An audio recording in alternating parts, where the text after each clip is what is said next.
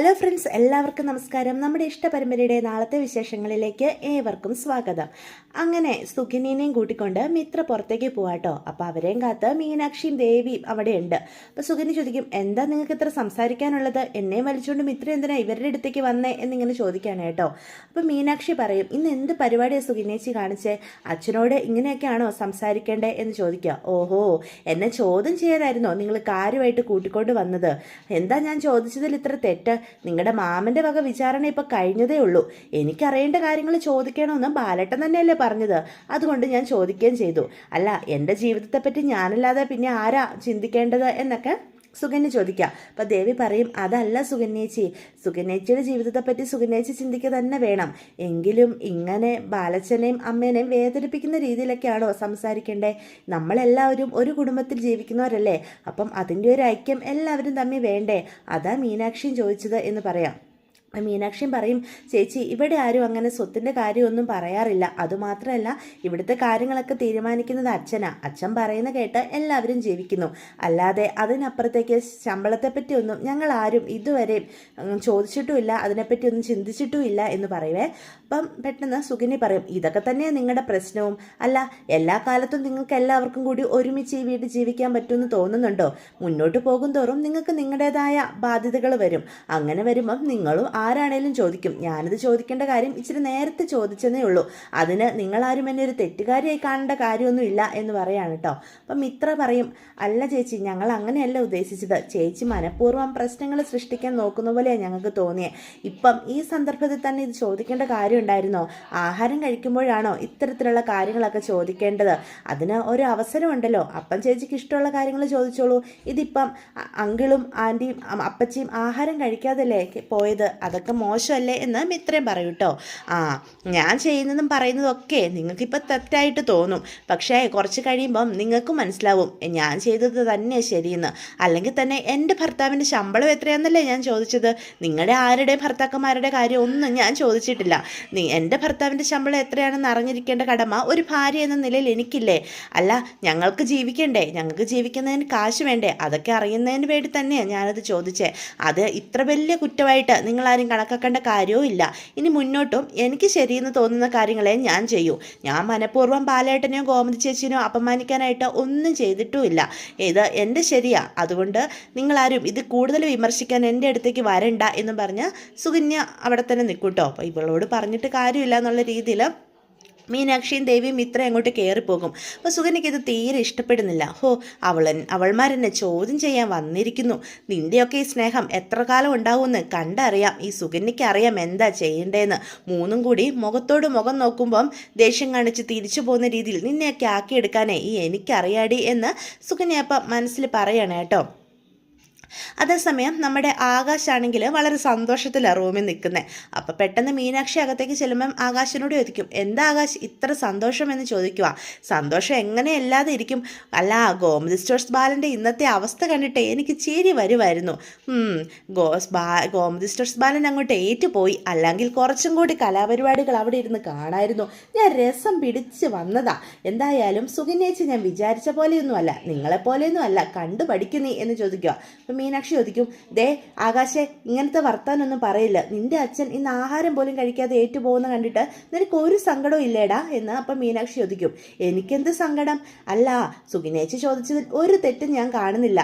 ഞങ്ങളൊക്കെ ചോദിക്കാൻ പറ്റുന്നില്ല. സുകന്യേച്ചിയെങ്കിലും മുഖത്തടിച്ച പോലെ ചോദിച്ചല്ലോ. അല്ലെങ്കിൽ തന്നെ നീ ഒന്ന് ആലോചിച്ച് നോക്ക്. ഞങ്ങളും മാമനും ഒക്കെ അവിടെ കിടന്ന് അടിമ പണി ചെയ്യുന്നതല്ലാതെ ഇന്നേ വരെ മാസാവസാനം ഞങ്ങളുടെ കയ്യിലേക്ക് ശമ്പളം എന്ന പേരിൽ 10 പൈസ അച്ഛൻ തന്നിട്ടുണ്ടോ? ഇല്ലല്ലോ. അത് ഞങ്ങൾക്ക് മക്കളായതുകൊണ്ട് ചോദിക്കാൻ പറ്റില്ല, ആളിയനായതുകൊണ്ട് മാമനും ചോദിക്കാൻ പറ്റില്ല. പക്ഷെ സുകന്യേച്ചിക്ക് ചോദിക്കാം. സുകന്യേച്ചി വേറൊരു വീട്ടിൽ നിന്ന് കയറി വന്നതല്ലേ. അപ്പോൾ ചോദിക്കുന്നതിൽ ഒരു തെറ്റുമില്ല. എന്തായാലും വാലും പറഞ്ഞ അവസ്ഥയിൽ ഗോമതി സ്റ്റോഴ്സ് ബാലനെ കാണേണ്ടി വരുമെന്ന് ഞാൻ ജീവിതത്തിൽ കരുതിയില്ല. ഇന്നത് കാണുകയും ചെയ്തു. കുറച്ചും കൂടി നേരം സുകന്യേച്ചി ചോദ്യം ചെയ്തിരുന്നെങ്കിൽ മറ്റു പലതും കാണേണ്ടി വരുന്നേനെ എന്നൊക്കെ പറഞ്ഞ് ആകാശ് അവിടെ നിന്ന് ചിരിക്കും കേട്ടോ. അത് കാണുമ്പോൾ മീനാക്ഷിക്ക് സങ്കടവും ദേഷ്യവും എല്ലാം കൂടി വരും. എന്താടാ നിന്റെ സ്വഭാവം ഇങ്ങനെ ആയിപ്പോയത് ആകാശേ? നീ ഇങ്ങനെയൊന്നും ആയിരുന്നില്ലല്ലോ. അച്ഛനും അമ്മയെന്നൊക്കെ പറഞ്ഞാൽ നിനക്ക് എന്ത് സ്നേഹമായിരുന്നു. എനിക്കെൻ്റെ അമ്മയോട് ഇപ്പോഴും സ്നേഹം തന്നെയാണ്. അച്ഛനോട് സ്നേഹത്തിനൊരു കുറവുമില്ല എന്നും കരുതി അച്ഛൻ ചെയ്യുന്ന തെറ്റുകളെല്ലാം ശരിയാണെന്ന് പറച്ചിൽ ഞാനങ്ങ് നിർത്തി. ഇപ്പം തന്നെ ഞാൻ സ്വന്തമായിട്ടൊരു കട തുടങ്ങി സ്വന്തം കാലം നിൽക്കുന്നത് കാണാൻ ഏതൊരു അച്ഛന്മാരും ആഗ്രഹിക്കും. പക്ഷെ എൻ്റെ അച്ഛൻ അങ്ങനെയാണോ എന്ന് മീനാക്ഷിയോട് ചോദിക്കുക. അതെ നീ ആവശ്യമില്ലാതെ ടോപ്പിക്ക് വഴിതിരിച്ചു വിടുമൊന്നും വേണ്ട.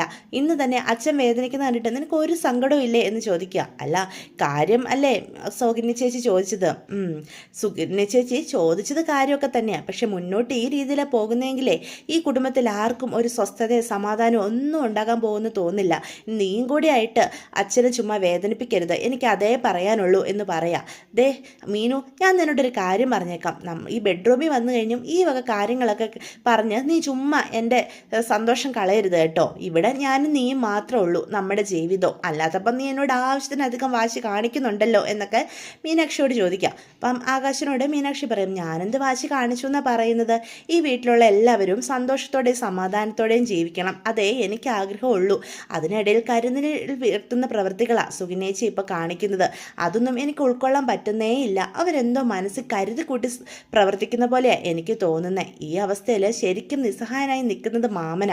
ആരുടെ കൂടെ നിൽക്കണം എന്നറിയാതെ മാമൻ ശരിക്കും ഒറ്റപ്പെട്ട് നിൽക്കുക എന്നൊക്കെ നമ്മുടെ മീനു പറയട്ടോ. അത് കേൾക്കുമ്പോൾ ആകാശ് പറയും, മാമൻ എന്തായാലും ഭാര്യയുടെ കൂടെ തന്നെയല്ലേ നിൽക്കാൻ പറ്റൂ, ഞാൻ എന്തായാലും നിൻ്റെ കൂടെയല്ലേ നിൽക്കൂ, അതുപോലെ തന്നെയല്ലേ മാമനും എന്ന് പറയാം. അല്ലെങ്കിലേ മാമൻ കൂടെ നിന്നില്ലേ സുകന്യ മാമനെ കൂടെ നിർത്തുന്ന രീതിയിലാക്കി തീർക്കും. നീ കണ്ടോ മീനു എന്ന് പറയാം.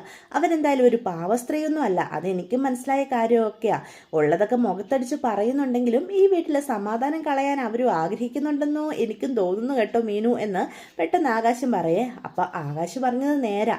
അവരുടെ മനസ്സിൽ എന്തൊക്കെയോ പ്ലാനുകളുണ്ട്, അതൊക്കെ അവർ ഇവിടെ പ്രവർത്തിക്കുന്നത്. എന്തായാലും അച്ഛനെയും അമ്മേനെയും വേദനിപ്പിക്കുന്ന ഒരു കാര്യത്തിനും ഞാൻ ആരെയും സപ്പോർട്ട് ചെയ്യില്ല.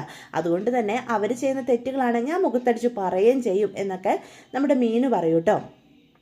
പിറ്റേ ദിവസം രാവിലെ തന്നെ ഗോമതി കോലമൊക്കെ വരയ്ക്കാനായിട്ട് മുറ്റത്ത് ഇരിക്കുക. ആ സമയത്ത് അങ്ങോട്ടേക്ക് നമ്മുടെ സുകന്യ വരിക. അല്ല ചേച്ചി, എന്നോട് ചേച്ചിക്ക് ദേഷ്യമാണോ ഇന്നലെ ഞാൻ അങ്ങനെയൊക്കെ സംസാരിച്ചതിന് എന്ന് ചോദിച്ചാണ് കേട്ടോ വരുന്നേ. അപ്പം ഗോമതി പറയും, എനിക്ക് ദേഷ്യമൊന്നുമില്ല, പക്ഷേ സുകന്യ സംസാരിച്ച സന്ദർഭം ശരിയായില്ല. ഒന്നുമല്ലേലും ബാലേട്ടൻ ആഹാരം കഴിക്കാതെ കിടന്നില്ലേ, എനിക്ക് അതൊക്കെ സങ്കടമാണ്. ബാലേട്ടൻ എന്നെ നിർബന്ധിച്ചതുകൊണ്ടല്ലേ ഞാൻ കാര്യങ്ങളൊക്കെ ചോദിച്ചത്, അല്ലെങ്കിൽ ഞാൻ ചോദിക്കുകയൊന്നും ഇല്ലായിരുന്നു ചേച്ചി എന്ന് പറയാം. എന്തായാലും ഇന്നത്തെ കോലം ഞാൻ വരയ്ക്കാം, ഈ വക കാര്യങ്ങളൊക്കെ എനിക്ക് വലിയ ഇഷ്ടമാണ് എന്ന് പറയാം. ചേച്ചി കണ്ടോ? അപ്പോഴത്തേക്കും ഗോമതി പറയും, വേണ്ട ഞാൻ തന്നെ ചെയ്തോളാം എന്ന് പറയുമ്പോൾ എന്ത് ചെയ്താൽ സമ്മതിക്കില്ല കേട്ടോ. അങ്ങനെ നമ്മുടെ സുകന്യ തന്നെ കോലമൊക്കെ വരയ്ക്കുക. അപ്പം മീനാക്ഷിയും അതുപോലെ മിത്രയും ദേവി ഒക്കെ അടുത്തുണ്ട് കേട്ടോ. അപ്പം സുകന്യ വരയ്ക്കുന്ന കോലം കാണുമ്പം എല്ലാവർക്കും ചിരി വരിക. ഇവരിത് എന്താ ഈ കാണിക്കുന്നത് എന്നൊക്കെ ഓർത്തുകൊണ്ട് നിൽക്കുക. അപ്പോഴേട്ടോ ധർമ്മനും വരുന്നേ. ഇതെന്താ ഇവിടെ പരിപാടി എന്ന് ചോദിക്കുമ്പം മീന് പറയും, സുകന്യേച്ചി ഇന്ന് കോലം വരയ്ക്കുന്നത്, അതൊക്കെ കണ്ടോണ്ട് ഞങ്ങൾ നിൽക്കുമായിരുന്നു. അപ്പം സുകന്യയുടെ കോലം കണ്ടു കഴിയുമ്പോൾ ധർമ്മൻ അങ്ങ് ചിരി വരുക. ഇതൊരു കോലമായിട്ടുണ്ടല്ലോ ഈ കോലം എന്നും പറഞ്ഞ് ധർമ്മൻ അവിടെ കിടന്ന് ചിരിക്കുവാണേ. അത് കാണുമ്പോൾ സുകന്യയ്ക്ക് ഇങ്ങോട്ട് ദേഷ്യം വരിക. തന്നെ അപമാനിച്ച് ചിരിച്ചതുപോലെ കേട്ടോ സുകന്യയ്ക്ക് തോന്നുന്നത്. അപ്പം സുകന്യ ദേഷ്യപ്പെട്ട് കൃഷ്ണമംഗലത്തേക്ക് പോകാൻ തുടങ്ങുക. അത് കാണുമ്പം ഗോമതി പറയും, സുകന്യ നീ ഇതെങ്ങോട്ടാ പോകുന്നേ? എനിക്ക് കൃഷ്ണമംഗലത്ത് രാജശ്രീ ചേച്ചി ഒന്ന് കാണേണ്ട കാര്യമുണ്ട് എന്നും പറഞ്ഞ് ഗോമതി ചോദിച്ചതിനും കൂടുതൽ മറുപടിയൊന്നും പറയാതെ അനുവാദം പോലും ചോദിക്കാതെ കൃഷ്ണമംഗലത്തേക്ക് പോവാം. അവിടെ ചെന്ന് രാജശ്രീനെയും കൂട്ടിക്കൊണ്ട് റൂമിലോട്ട് പോയി സംസാരിക്കാം കേട്ടോ. അപ്പം രാജശ്രീ ചോദിക്കും, എന്താ അവിടെ പ്രശ്നമല്ലോ ഉണ്ടോ എന്ന് ചോദിക്കുകയാണ് കേട്ടോ സുകന്യയോട്. അപ്പം സുകന്യ പറയും, പ്രശ്നം അവിടെ എല്ലാവരും കൂടി എന്നെ ഇന്ന് കളിയാക്കി. ഞാനെന്നാൽ കോലം വരയ്ക്കാമെന്ന് കരുതിയപ്പം എന്നെ കളിയാക്കാൻ ആ ധർമ്മേട്ടൻ അങ്ങേരും ഉണ്ടായിരുന്നു മുൻപന്തിയിൽ തന്നെ എന്ന് ചോദിക്കുക.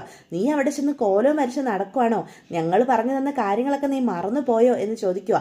നീ പരസ്പരം അവരുടെ കൂടെ ഇടപഴകി ജീവിക്കാതെ അവരെല്ലാം തമ്മിൽ അടുപ്പിക്കണം. അതിനു വേണ്ടിയിട്ടാണ് നിന്നെ ഞങ്ങൾ അങ്ങോട്ട് കെട്ടിച്ചയച്ചിരിക്കുന്നേ, മനസ്സിലായോ നിനക്ക് എന്ന് പറയാം.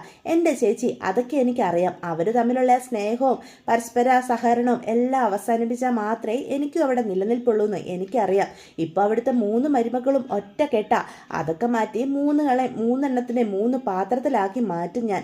അതൊക്കെ ചേച്ചി പറയാതെ തന്നെ ഞാൻ ചെയ്യും എന്ന് പറയാം. അങ്ങനെ തന്നെ വേണം. ദേവമംഗലത്തെ ആരും സമാധാനത്തോടെ ജീവിക്കരുത്, അത് തന്നെയാണ് നീ ആഗ്രഹിക്കേണ്ടത്. അതുകൊണ്ട് ധർമ്മനെ എങ്ങനെയെങ്കിലും നീ നിൻ്റെ രീതിയിൽ രീതിയിൽ കൊണ്ടുവരണം എന്നൊക്കെ പറയണം. അതുപോലെ അനുശ്രീയുടെ കാര്യം മറക്കരുത്, അവളെ നമുക്ക് ഈ വീട്ടിലേക്ക് കൊണ്ടുവരണം. അതോടുകൂടി ഗോമതി സ്റ്റോഴ്സ് ബാലൻ പത്തി മടക്കും എന്നൊക്കെ രാജശ്രീ പറഞ്ഞു കൊടുക്കുകയാണ് കേട്ടോ. അപ്പം ഇതെല്ലാം ഞാൻ ചെയ്തോളാം ചേച്ചി എന്നുള്ള രീതിയിൽ സുകന്യ രാജശ്രീക്ക് വാക്ക് കൊടുക്കുക. അപ്പോൾ ഇതൊക്കെയാണ് കേട്ടോ നാളത്തെ വിശേഷങ്ങൾ. ഇപ്പോൾ വീഡിയോ ഇഷ്ടപ്പെട്ടുവെങ്കിൽ ചാനൽ സബ്സ്ക്രൈബ് ചെയ്യാൻ മറക്കരുത്, ലൈക്ക് ചെയ്യാനും മറക്കരുത്. അപ്പോൾ എല്ലാവർക്കും ശുഭരാത്രി.